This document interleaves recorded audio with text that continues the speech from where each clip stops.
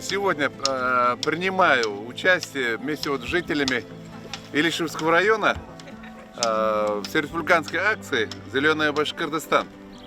Вот посадили деревья, выбрано такое шикарное место, как раз и школа огромная, и садик, и молодежное население здесь вот проживает, чтобы вот в этом парке, парк вот здорово, специально его назвали семейным, чтобы действительно Илишевский район, чтобы больше и рождаемости, чтобы было, и детишек, чтобы можно было, чтобы вот эти деревья, чтобы каждым разом все больше и больше, чтобы она только увеличивалась.